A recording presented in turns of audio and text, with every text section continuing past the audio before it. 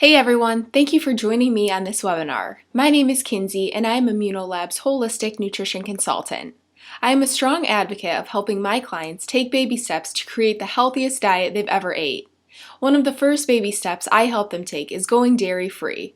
Okay, so maybe this doesn't seem like a baby step to you, but now that we have access to many alternatives, it is actually quite easy. However, manufacturers have done a great job manipulating what once was just almond milk, which, if you've ever made your own, you know that it consists of just almonds and water, to include more ingredients that won't contribute to us reaching our health goals.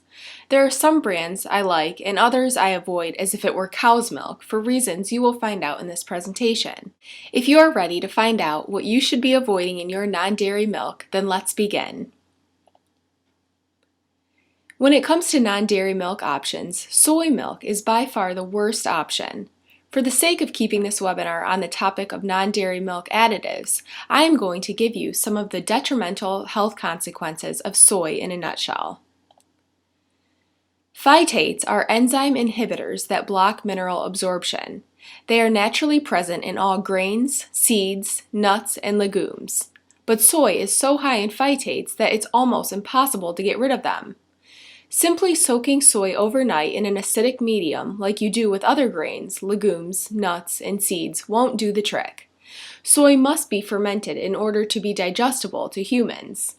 That means that if you eat soy at all, you should stick to the fermented soy products like miso, tempeh, natto, or the naturally fermented soy sauce known as tamari.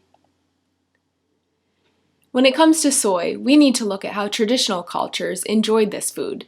Traditional Asian cultures have consumed soy for thousands of years, but they intuitively knew how to minimize the anti-nutrient aspects of this legume. They would ferment soy into soy sauce or tempeh. The fermentation process drastically reduces the phytic acid levels. While fermented forms of soy are traditional foods, unfermented soy products are not. If soy milk was a truly nutritious way to prepare soy, you could bet that great Chinese grandmothers would have raised their children on soy milk. The U.S. Department of Agriculture reports that 90% of soy grown in the U.S. is genetically modified to be resistant to Monsanto's herbicide Roundup. To avoid top GMO foods like soy, potatoes, tomatoes, and many more, choosing organic will ensure you are not consuming genetically modified foods. Soy needs to be consumed with caution or avoided if you have problems with your thyroid. Many foods are goitrogenic, meaning thyroid suppressing, but soy is king of them all. Goitrogens work by preventing your thyroid from getting the necessary amount of iodine needed for proper thyroid function. Now, do I recommend avoiding soy like the plague? Not necessarily, and for some, I am okay with them consuming whole food sources of soy like tempeh, fermented tofu, miso, and organic edamame a couple times a week.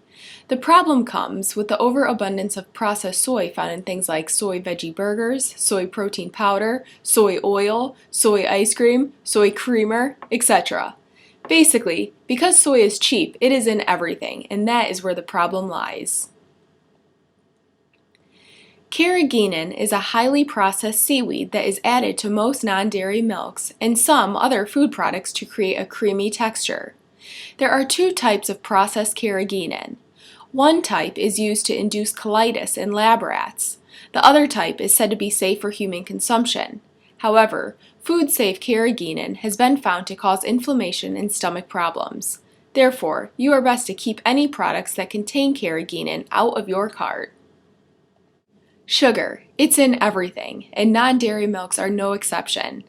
Cane sugar is not any better for you than white sugar or powdered sugar. In fact, it only goes through one less step of processing, which makes it just as bad for your blood sugar as the sickeningly sweet white stuff you try to avoid. Cane sugar, along with most sweeteners, contains absolutely no nutritional value.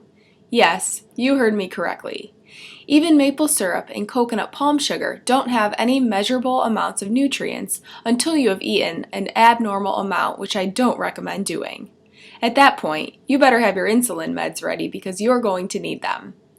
Many wonderful brands do use this sweetener, so please choose unsweetened varieties as the healthiest option. I find buying the unsweetened more convenient since I can use it in both savory sauces like my cauliflower Alfredo sauce or sweeten things up in my morning cinnamon almond oats. Xanthan gum is another popular emulsifier found in many non-dairy milks and oftentimes called for in gluten-free baking. It is derived from corn, so I would only use it if it is organic.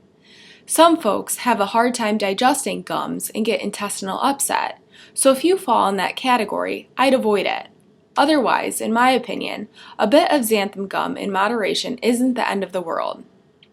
Many brands like Silk do not use xanthan or gear gum, and they have a small ingredient list at that. Here are some great substitutes you can try out in place of xanthan gum when baking. So what's the takeaway I want you to have after this webinar? Just because a carton of almond milk claims the titles organic and heart healthy does not mean there isn't more that needs to be taken into consideration. If you prefer a non-dairy option for milk, making your own nut and seed milks is easy and affordable. I love coconut milk due to the healthful fats and lack of phytic acid in coconut. If you wish to use other nuts or seeds like almonds, I recommend the Wellness Mama's recipe to help reduce the naturally occurring phytic acid and enzyme inhibitors using sprouted almonds to begin with. If you cannot find sprouted almonds, using regular raw almonds will work just as good. I would love to hear in the comments your experience with making non-dairy milk. If you have any tips or favorite recipes, please share.